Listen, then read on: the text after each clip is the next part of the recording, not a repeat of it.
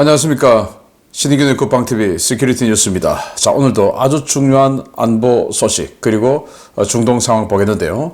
후티 반군이 영국 선박을 화물선을 납포를 했죠. 그런데 그때 당시에 이 미국의 강습 상륙함 바탄함이 인근에 있었는데 정말 아쉽게도 아마 그걸 알고 했겠지만 사우디의 제다항에 입항해 있었습니다. 200km 떨어져 있죠. 그런데 미국이 이 바탄함, 그러니까 해리어 전투기가 탑재되어 있는 이 바탄함을 긴급 출격시켰는데 과연 구조작전에 들어갈지 이 납포되어 있는 항구를 완전히 쑥대밭으로 폭격해버리고 배를 끌고 나올지 어떤 그 추이를 봐야 되겠고, 우리 국내 정치에 정말 여러분들 들으시면 저도 마찬가지고 살이 부들부들 떨리는 일이 발생했는데, 이런 자들 절대로 다음 국회의원이 돼서는 안 되겠다라는 생각이 전 들어요. 그래서 제가 이름 다 하나하나 낭독해 드릴 테니까 제가 어떻게 이렇게 왜 부들부들 하는지 저와 공감이 되시면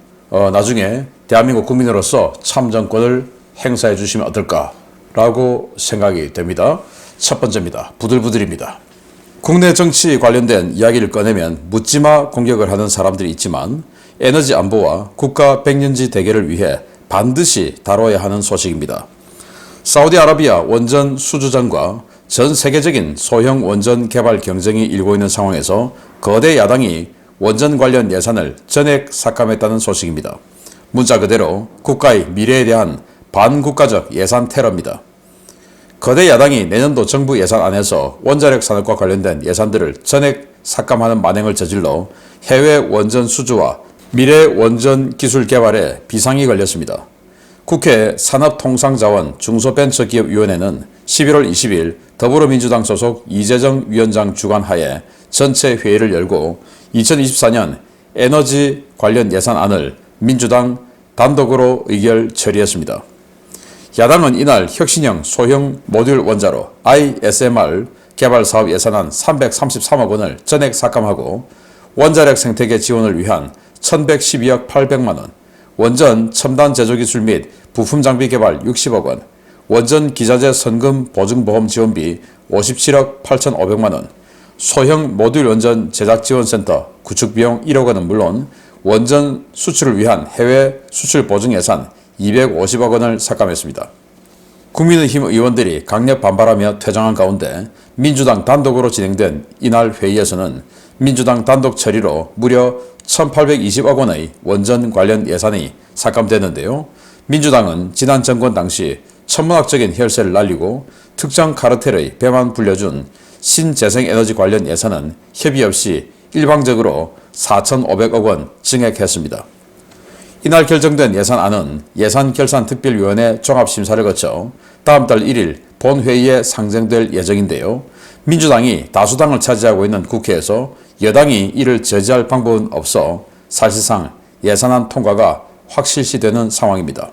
야당은 정부 구매 사업 예산 10%를 이른바 사회적 기업에 의무적으로 배정하도록 하는 법안에 여당이 협조하지 않자 청년 일자리 관련 예산도 전액 삭감하며 그야말로 국가의 미래를 준비하는 사업들을 초토화시키고 있는데요. 도대체 이 정당은 무엇을 위해 존재하는 집단인지 묻고 싶습니다. 지금 사우디아라비아 원전 수출 경쟁하고 있죠. 중국하고 지금 치열하게 붙고 있는데 이 마당에 그 원전 수출하려면 보증보험 끊어줘야 되지 않습니까? 그 예산 날려버리면 보증보험 만약에 계약했다 하더라도 보증보험을 끊어줘야 되는데 그거 없으면 어떻게 됩니까? 수출 안 되는 거죠. 그리고 지금 전 세계는 아주 큰 대형 원자력 발전소도 있지만 이제는 뭐 도시 하나당 해서 소형 원전, 이른바 스몰 모듈 원전 이런 것들을 지금 개발하는 경쟁에 들어갔죠. 여기는 토륨 같은 이런 물질을 넣어서 방사성 폐기물을 최소화하고 완전 차세대 에너지, 친환경 에너지로 지금 평가받고 있는 이 소형 모듈 원전 이걸 지금 개발하는데 그 예산 다 삭감해버리고, 그리고 지난 정부 때 원전을 완전히 그냥 박살내버리니 미래가 없죠. 그래서 원전 관련 엔지니어들이 타 어떤 뭐 기술, 타 업종 이런 것들로 다 전직을 하고 또 원전 관련 학과들이 완전히 초토화되고 교수들도 떠나고 이런 이 원전 생태계가 박살이 나버렸죠. 그걸 복구하는 예산 등등 해서 정부 예산안 올렸더니 그걸 다 삭감해버린 겁니다. 하지 마라 이거죠. 원전 하지 마라. 미래 스마트 모듈, 소형 모듈 원전 이런 거 다 하지 마라. 그러면서 예산안에 애초에 없던 태양광 발전 예산을 4,500억 원이나 태워버린 거예요. 그런데 감사원에서 태양광 비리 이거 한번 조사해보니 아주 샘플해서 조금 딱 비리했더니 여기 수백 개 비리가 나왔지 않습니까? 완전히 전수조사하면 얼마 복마전이겠습니까? 이런 데다가 자기들 커넥션이 아직도 연결되어 있는지 4,500억 원 정부가 요구하지도 않았는데 그걸 또 태워버린 겁니다. 국가의 미래 다 필요 없고 나만 좋으면 돼. 이런 거 아니겠습니까? 어떻게 이런 자들이 대한민국을 이끈다 하고 여의도에 들어앉아서 대한민국을 이렇게 망치는지 모르겠습니다. 이 자들의 목적은 뭐냐? 대한민국을 망치는 게 목적 아니겠습니까? 자, 그래서 제가 이 자들의 이름을 하나하나 지역구까지 불러드릴 텐데 물론 이 지역구들 보니까 일부 지역은 빼고 대부분이 이 민주당 세가 강한 지역이에요. 그럼에도 불구하고 경선은 아마 할 겁니다. 여론조사를 통한 경선, 후보자 경선을 할 때 여러분들이 이런 자들은 그 지역이 어차피 민주당이 된다 하더라도 이런 자들은 다시는 국회의원이 돼서는 안 된다. 그래서 이런 자들에 대한 여러분들의 의지를 좀 보여주시는 것은 어떨까. 그리고 또 경합지역이 있어요. 경남 김해 같은 곳 이런 곳에서는 강력하게 조금 내가 평소에 노무현 대통령 존경했고 그런 생각을 가진 분도 있다 하더라도 이번에는 정말 이런 일을 저지른 본인이기 때문에 이런 자들은 평가를 좀 해야 되지 않나. 그래서 본보기가 돼서 이 탕리당략 또 개인의 이익 이런 것들이 우선해서 국가 백년지대계 국가의 미래를 망쳐버리는 이런 자들을 대한민국 리더로 만들어서는 안 된다라는 전례를 우리 국민들이 보여주면서 국회의원들이 함부로 이런 폐악 테러를 하지 않게 되기를 기대하는데요. 자, 일단 위원장은 민변 출신의 이재정이죠. 그리고 경기 남양주 을의 김한정, 비례대표 김경만, 이 비례대표도 여러 명 있는데 아마 지역구 받을 겁니다. 경선할 거예요. 그때 평가해야 됩니다.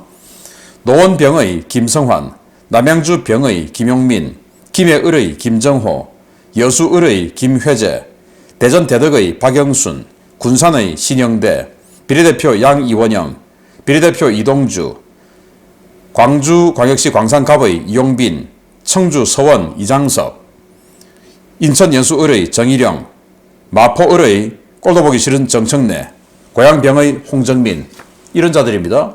여러분들 꼭 우리 대한민국 애국 국민들의 의지를 보여주기를 바랍니다. 정말 부들부들 떨립니다. 다음입니다.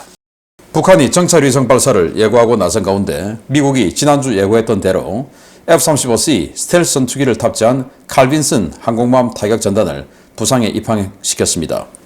신형 공격 원자력 잠수함도 동중국해에 전진 배치돼 북한의 도발에 대비하고 있습니다.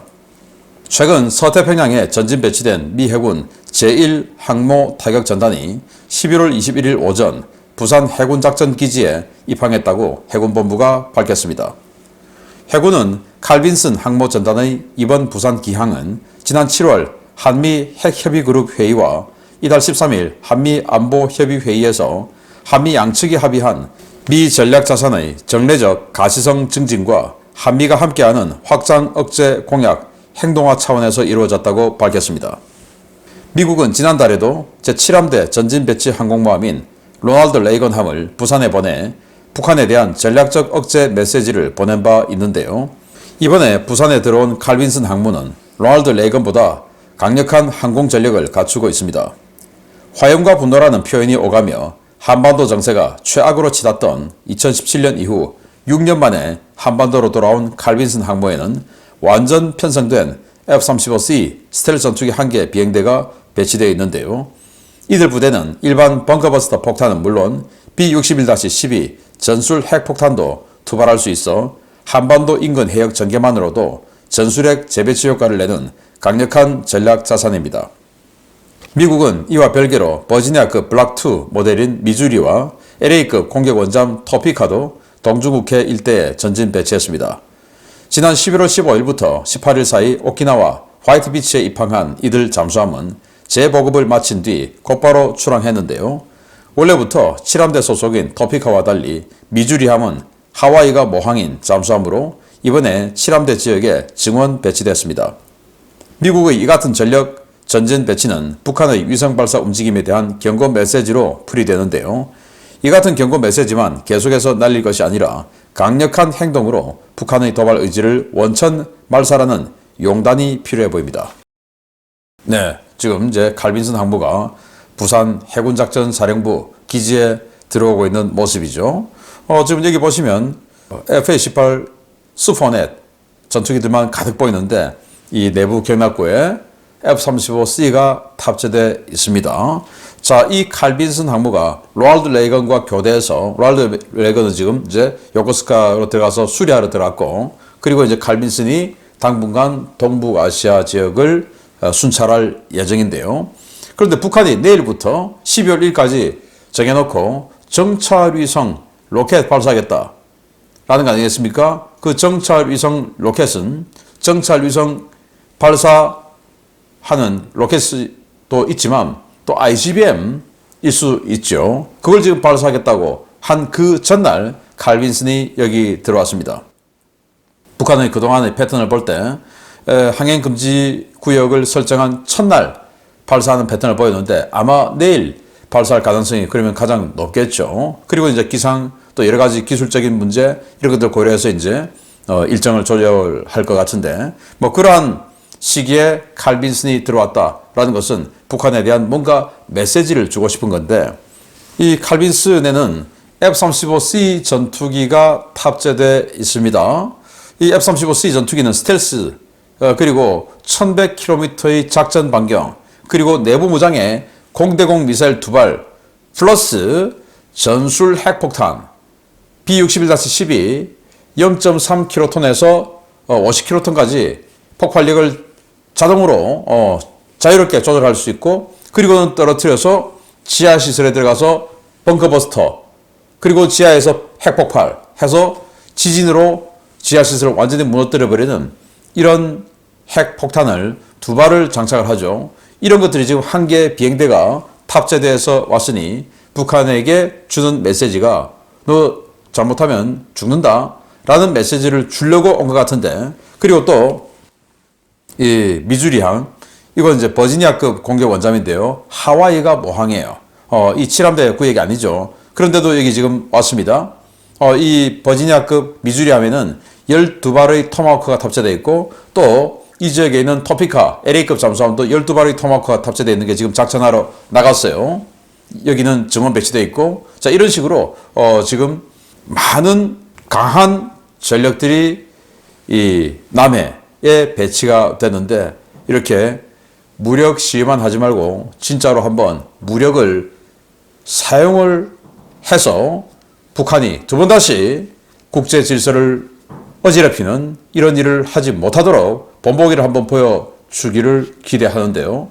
그런데 요새 미군이 예전 같지 않아서 참 불만스럽습니다. 그 예전 같지 않은 미군이 뭔가 하려고 지금 홍해에서 급히 해리어 전투기 탑재된 45,000톤짜리 강습 상륙함을 출격시켰는데 보겠습니다. 지난 11월 19일 후티가 홍해 한 복판에서 바하마 선적 차량 운반선 갤럭시 리더호를 납치할 당시 인근 해역에서 작전 중이던 미 해군이 이를 사실상 방치했다고 전해드린 바 있었는데요. 미국이 대응 조치를 위해 움직이기 시작했습니다. 일각에서는 구출작전과 같은 직접적인 군사행동 가능성도 제기되고 있습니다. 예멘 후티 반군이 현지 시각 11월 19일 홍해를 통해 인도로 향하던 차량 운반 화물선 갤럭시 리더호를 납치해 예멘 서부 호데이다 항구로 끌고 간 가운데 미국이 이 사건에 대응하기 위해 바탄 상륙 준비 전단을 예멘 인근 해역으로 이동 배치했다고 복수의 워싱턴 소식통이 현지 시각 11월 20일 리포트했습니다. 사건 발생 당시 미 해군은 홍해에 바탄 상륙 준비 전단과 이지스 구축함 토마스 허드너가 인근에 있었다고 밝혔는데요. 바탄은 제다 항구에 입항해 휴식을 취하는 중이었고 토마스 허드너는 홍해 북부 해역에서 이스라엘로 날아오는 드론들을 요격하고 있었습니다. 미국은 사건 발생 하루 뒤인 11월 20일 제다에 있던 바탄 전단에 출동 명령을 내렸고 20일 오전 바탄 전단이 출항해 남하를 시작했는데요. 이들은 현재 갤럭시 리더호가 억류되어 있는 예멘 서부 호데이다 항구 방향으로 향하고 있습니다. 현재 홍해는 바탄 상륙 준비전단의 와스프급 강습 상륙함 바탄, 하퍼스 페리급 상륙함인 카트홀, 이지스 구축함 토마스 허드너와 루즈벨트가 작전 중인데요. 바탄 전단에는 AV-8B 해리어2 전투기와 MV-22B 오스프리 수송기 지원을 받을 수 있는 제26 해병 원정대가 승선해 있습니다. 필압된 선박은 바하마 선적이지만 영국 해운회사 소유이고 일본 업체가 용선했지만 내부에 화물은 없는 것으로 전해졌는데요. 선원 25명은 불가리아, 우크라이나, 필리핀, 멕시코, 루마니아와 아프리카 일부 국가들에서 온 사람들로 이스라엘인이나 일본인, 미국인 선원은 없는 것으로 확인되었습니다.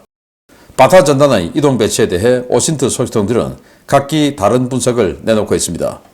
일각에서는 미국이 세계에서 가장 중요한 해상 교통로 중 하나인 바벨 만데브 해협을 위협한 후티에게 본보기격으로 인질 구출 작전과 군사적 대응을 실시할 수 있다는 주장을 내놓고 있지만 또 다른 전문가들은 필압 선언 가운데 미국과 일본, 영국 등 강대국 국적자가 없기 때문에 미국이 위험을 감수할 이유가 없다는 지적을 하고 있습니다. 예멘은 호데이다 항구로 끌고 온 갤럭시 리더호를 자랑하며 앞으로 홍해를 통과하는 모든 선박을 감시하고 이스라엘과 관련이 있는 배는 반드시 공격할 것이라고 위협하고 있는데요. 이번 사태 이후 소극적인 대처로 일관해온 미국이 예멘을 대상으로 한 군사적 조치에 나설지 지켜봐야겠습니다. 네, 이게 지금 이 갤럭시 리더호를 끌고 가고 있는 모습인데 요즘 납포한 이후죠. 그래서 여기 보면 지금 자기 예멘 국기를 개항을 해놨어요. 그리고 좀 이따가 또 팔레스타인 국기도 개항을 합니다. 그리고 여기 이제 납포하러 들어가는 이 강습 헬기죠. 밀팔 헬기인데 여기 뒤에 램프 아마 꼬리 날개 쪽에다가 카메라를 장착하고 이렇게 보여준 것 같은데 일부러 이것 때문에 보여준 것 같아요.